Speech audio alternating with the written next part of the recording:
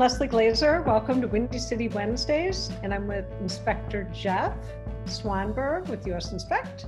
Today we're talking about spring maintenance. And Yes. since we're in a situation where most of us are cooped up at home, I'd love for you to give me some tips on things we can do around the home that, could either be good for maintenance or resale. Spring is one of those times where things, are starting to get into, starting to percolate. And, spring is refreshing and new. And there's some things that we want to do to make sure that, if you have a single family home, that it continues to operate without any major issues such as water. And we all know that water is the biggest culprit of any single family home. Also, if you're in condos, there's some things that you can also do that are helpful as well, so that your home is in good operating condition. Some of the very basic things such as water control. Maybe you didn't clean your gutters last year in the fall, and so they might be filled with leaves that filled around the sewer.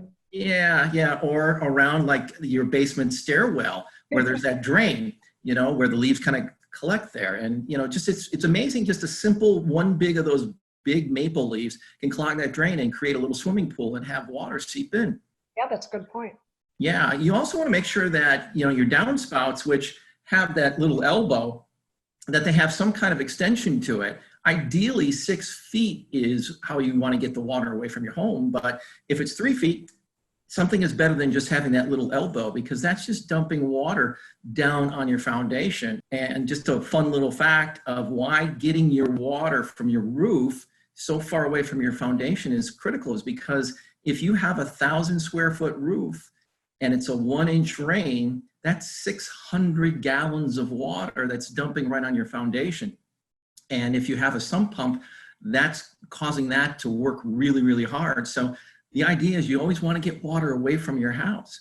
Okay. That can That's also a quick and easy fix. It is a quick and easy fix. Or sometimes, we want to make sure that our bushes and our shrubbery is really pretty with the mulch. And so we put it right up against the house and we create this big mound. Well, the water needs to get past that mound. So, just making sure your mulch is graded properly away from the house, that would also help. And while you're at it, if you're like that, just kind of trimming away. Yeah, just trimming it away would help, and just making sure that it's level or at least pitching away. And if you do have some of those bushes, before they flower is a good time to trim them back, particularly if they're up against the house where, it tends to get a little windy on here in the city, in the suburbs. And I know. And, it can cause damage to your siding, which then can allow moisture in too. So those are some of the things from a single family home that are really critical that you really want to do just to keep the water away. As we said, April showers bring May flowers. So, and as you said, it same thing in the fall. So same thing in the fall. Some of the other things that are really simple that you can do as far as whether you're a single family home or maybe a condo is you want to clean your windows. And you want to clean the tracks and the guides in there. And once you clean them, they may need just a little bit of lubrication. Something like a really lightweight 3-in-1 oil works really, really well. We've been cooped up and probably done a lot of laundry. So make sure your dryer is really clean and the dryer vent. Most dryers are really easy to move, or you can access the filter behind them, the foil or that pipe.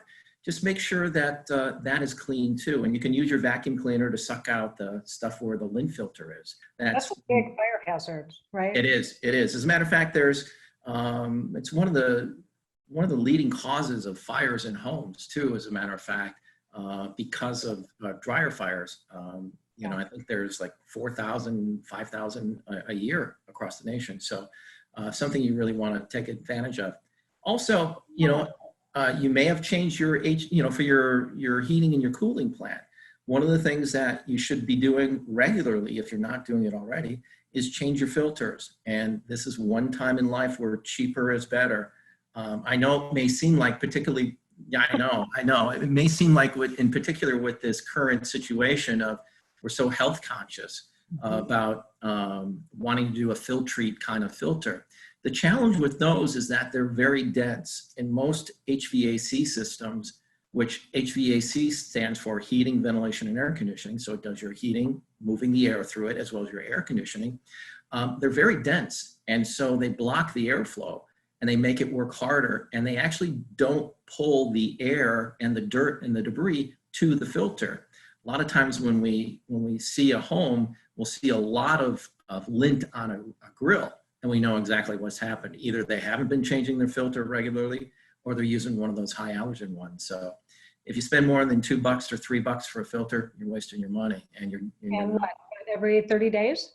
Yeah, you want to check it every 30 days, but you may also want to change it regardless once every 90 days, no matter the season. It's actually more important to change your filter in the summertime or during the air conditioning time when you're using the cooling season than it is in the heating season. Well, that seems like an easy thing for people to do. It is. It's a very easy thing to do. And one of the things that you can actually do now is you don't even have to, all the home centers are still open. But if you wanted to go out and get a little fresh air. But one of the things that you can also do is there's a lot of online companies that will ship, like an Amazon has, that they specifically will ship you your air filter. Well, those are all fantastic suggestions. Thank you. Well, thank you. Yeah, it's all really just good maintenance and home tips. Google, ask this old house, and it's a great little program. Sometimes inspectors will even use it to learn about new technologies that are coming out there that may have not hit our area, so that when we do come across it, we're much more familiar with it. Oh, I love that. Thank you. I'm gonna check that out. Well, thanks so much, and I'm sure I'll be seeing you soon.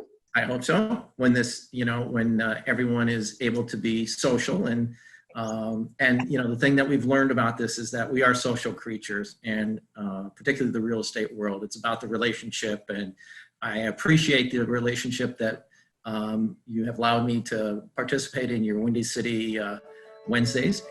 Well, thank you, Inspector Jeff. You're welcome. Have a great day. All right, you too. Thank you, Liz.